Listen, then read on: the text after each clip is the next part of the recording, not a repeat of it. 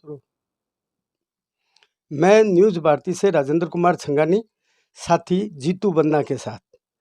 आज हमारे स्टूडियो में राजस्थान ही नहीं, हिंदुस्तान की बहुत बड़ी शख्सियत, जिन्होंने संगीत, गायकी के क्षेत्र में, राइटिंग के क्षेत्र में हिंदुस्तान में अपना नाम किया है। मैं उनसे आपका रूबरू करवाता हूँ। सर, पहले तो अपना नाम बताइए सर। रफ़ीक सागर और नमस्कार न्यूज़ भारती को मेरी तरफ से बहुत बहुत मुबारक और मैं शुक्रगुजार हूँ कि आपने मुझे याद किया नाचीज़ को। हाँ जी, बोलिए। सर, जैसे हिंदुस्तान में सबके एक अलग अलग क्षेत्र होते हैं, बाकी आपने हर क्षेत्र में काम किया है। यहाँ तक आप एज ए एक्टर भी हैं, संगीत के क्षेत्र से भी जुड़े हुए हैं, राइटिंग के क्षेत्र से भी जुड़े हुए हैं और म्यूजिक डायरेक्टर भी हैं। तो ये शिक्षा आपको कहाँ से मिली? नहीं, मैं शुरू से ही मेरी ये वो भी रही है कि मैं कंपोजिशन करता रहूँ, गाने झूठे-मूठे जैसे भी है मैं लिखता रहूँ। और एक ख्वाहिश थी, मैं कलकत्ता था तो वहाँ प्रोग्राम्स वगैरह किया करता था। तो वहाँ से मुझे बस एक ही लगन लगी हुई थी कि मैं बॉम्बे जाऊँ और बॉम्बे में कुछ करूँ। तो मैं वहाँ बॉम्बे पहुँचा और कहानी बनाने की ज़रूरत नहीं है, मुझे कोई ज़्यादा तकलीफ़ वहाँ नहीं हुई। मैं वहाँ गया, मुझे प्रकृति के कर्म से मुझे वहाँ काम मिला। रामन सागर जी के यहाँ मुझे एक गाने का मौका मिला था, एक महफ़िल मिली थी, उसमें मैं गाया था। उसमें उन्होंने कहा था कि रफ़ीक, तुम हमारे लिए एक गाना गाओ। तो मैंने उनकी पिक्चर है प्यारा दुश्मन, उसमें मैंने गज़ल गाई थी। बस वहीं से मेरा एक सफ़र शुरू हो गया। जैसा सुनने में आया है कि रामानंद सागर साहब ने जब कहा कि मेरे जो पुत्र है उसमें रफ़ीक भी हमारा एक पुत्र होगा, और उस दिन के बाद आपके साथ ये सागर अलंकार जुड़ गया, क्या ये बात सही है? नहीं, अभी ये तो सब लोगों का कहना है। वो मुझे बहुत प्यार करते थे, इसलिए सभी लोगों ने ये सोच लिया कि भाई सागर ही इन्होंने लगा दिया रामानंद सागर जी के बाद, मिलने के बाद। बाकी ऐसा है नहीं। वो बहुत एक अजीब कहानी है वो सागर लिखने की, क्योंकि मोहम्मद रफ़ी, एक्चुअल में मोहम्मद रफ़ीक मेरा नाम है।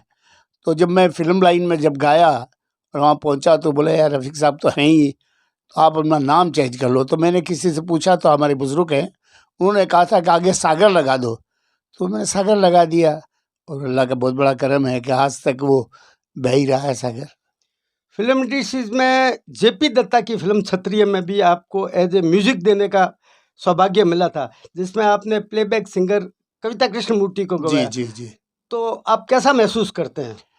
ये तो मेरे लिए बहुत बड़ी बात है, बहुत बड़ी बात है। इससे बड़ी क्या होगी कि इतनी बड़ी फ़िल्म, इतने बड़े डायरेक्टर, उन्होंने मेरा गाना चॉइस किया और उन्होंने रिकॉर्ड किया। और वैसे तो लताबाई गाने वाली थी, लेकिन वो ठीक है, वो नसीब की बात है कि नहीं गाई, वो चली गई थी बाहर।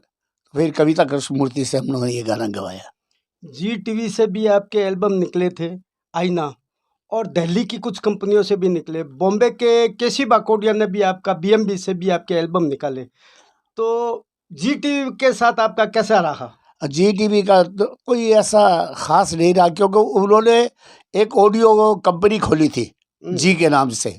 तो फर्स्ट एल्बम मेरा ही था, आईना। तो उसके बाद अब मुझे नहीं मालूम कि वो क्यों बंद हो गई या क्या हुआ, क्या नहीं हुआ।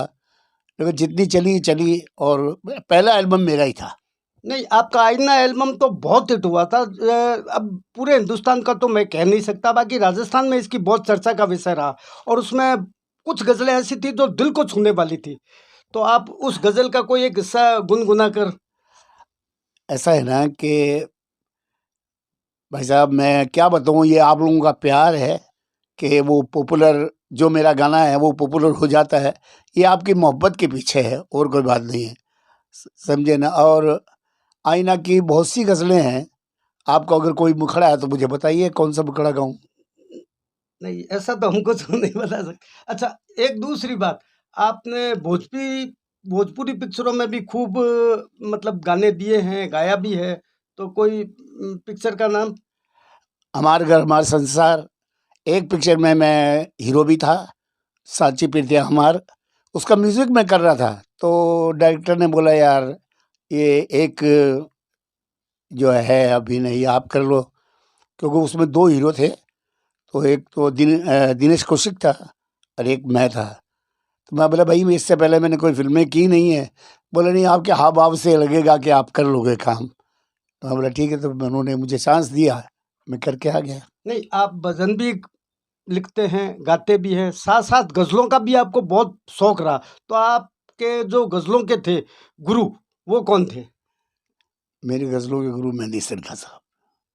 और ये लिखना-लिखाना तो क्या ऊपर वाला करता है, मैं तो कोई राइटर नहीं हूँ, ना कोई गायक हूँ। ये सब ऊपर वाले का कर्म है, वो लिखवा देता है, मैं लिख देता हूँ। तो मैंने भजन भी लिखे हैं, मैंने गीत भी लिखे हैं और गज़लें तो मैं नहीं कह सकता, क्योंकि गज़लों का एक मयार ही अलग होता है। बाकी कोशिश मैंने ज़रूर की है।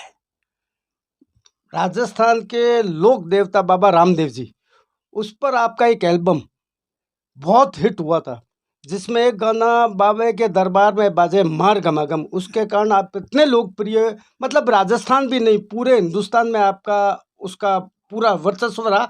और आज ये 15-20 सालों से वो गाना आज भी बाबा रामदेव के मंदिर में धूम मचाता है। जी। तो आपको कैसा लगता है जब आप खुद ही अपना गाना सुनते हैं? एक छोटी-सी आपको एक बात बताता हूँ कि मैं कोर्ट गेट से, अपने बीकानेर कोर्ट गेट से आ रहा था, तो पीछे से मुझे किसी ने टक्कर मार दी। और कोई बहुत बड़ी टक्कर नहीं थी, लेकिन टक्कर मार दी, तो मैं पीछे घूम के उसको देखा, देखते वो शुरू हो गया, बाबे रे दरबार में बाजे मार गमागम गमा। मेरा गुस्सा जो था वो ठंडा हो गया।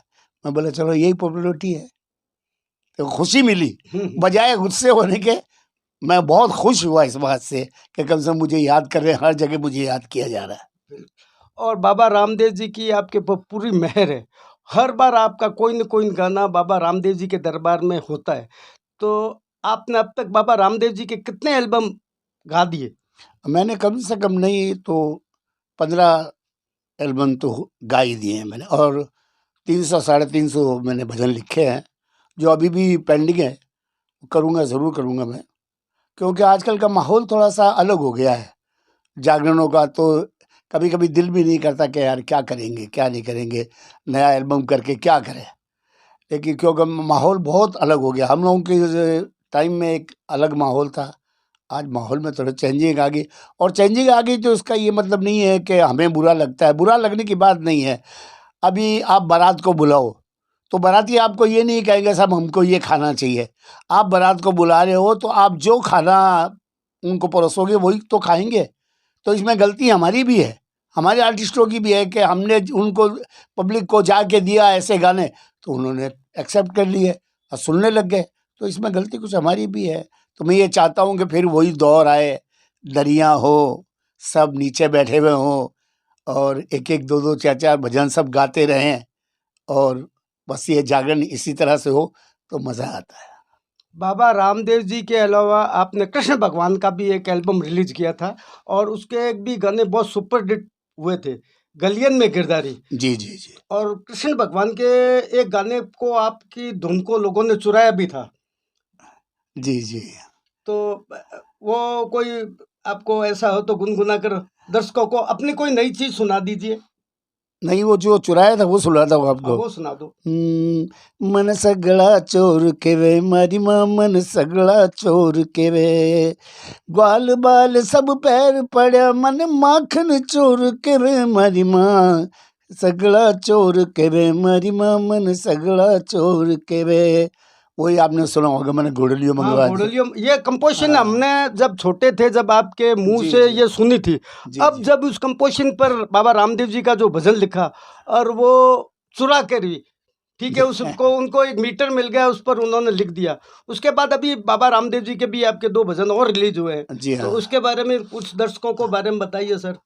ऐसा है कि अब मैं अभी जो मैंने दोनों लिखे हैं, एक जो लिखा है कि हमारी सोच अलग है, बाबू जान है, तो ये सिर्फ मैंने अपने हिसाब से लिखा है, मेरे ऊपर ही मैंने लिखा है कि हमारी सोच अलग है, हमारी सोच अलग है, मारी सोच अलग है, मारी सोच अलग है, जो बाबेरा भगत हो मेला वो ही समझ पावेला, मचाऊं शोर शराब मुझे बाबेरा जकारा।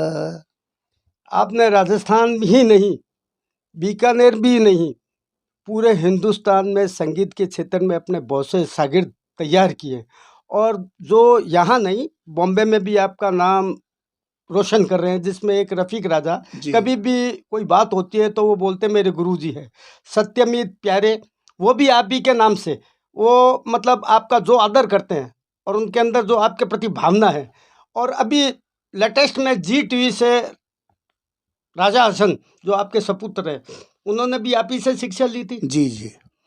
तो उनके बारे में कुछ? नहीं, अब उनके बारे में तो सभी जानते हैं, मैं क्या बोलूं। और बस आप दुआ करो कि वो इसी तरह से चलता रहे। और रहा शागिर्दों की बात, तो मैं ये समझता हूँ कि रफ़ीक राजा से अच्छा मेरा फ़िलहाल कोई शागिर्द नहीं है। बहुत इज़्ज़त करता है, वो समझता है कि गुरु क्या होता है, उस्ताद क्या होता है, वो पूरा समझता है। बाकी कोई समझे ना समझे, अपने को क्या है कि नेकी कर दरिया में डाल, वो सब बातें हैं। एक सही रास्ता दिखा दिया आपने एक बीकानेर के लड़के को, जो आज मुंबई में मतलब यहाँ से जाकर वहाँ बॉलीवुड में अपना नाम रोशन कर रहा है, और जब भी कोई गुरु की बात आती है तो आपका नाम लेता है। तो हमेशा मेरी तो उसके साथ दुआ है और दुआ रहेगी कि वो खूब कामयाब हो, अल्लाह उसको खूब तरक्की दे। आने वाले दिनों में आपकी कोई पिक्चर में गाना या कोई मतलब म्यूजिक का कोई? नहीं, फ़िलहाल देखिए, मैं आपको एक थोड़ा-सा मेरा सब्जेक्ट में अलग जा रहा हूँ कि अभी मैं क्लासिकल पे ज़ोर दे रहा हूँ। मैं क्लासिकल सीख भी रहा हूँ। मैं क्लासिकल सीख रहा हूँ और मैं जिनकी क्लास में जाता हूँ उनका नाम है पुखराज शर्मा, जो उनका गंगा शहर में है स्कूल, वहाँ मैं जाता हूँ।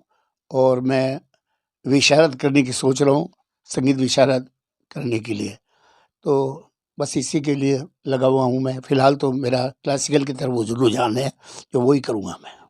अभी राजस्थान सरकार ने आपको लाइट म्यूजिक के लिए सम्मानित किया, जिस ये बहुत लंबे समय के बाद, ये समझ लो राजस्थान का नहीं, बीकानेर का भी दुर्भाग्य। चलो, सरकार को जब भी चेतना आई और आपको जो सम्मानित किया, इसके लिए बीकानेर की जनता आप पर गौरवान्वित महसूस करती है, तो आपको कैसा महसूस होता है? बीकानेर वालों का बहुत-बहुत शुक्रिया कि उनकी वजह से मुझे ये अवार्ड मिला है।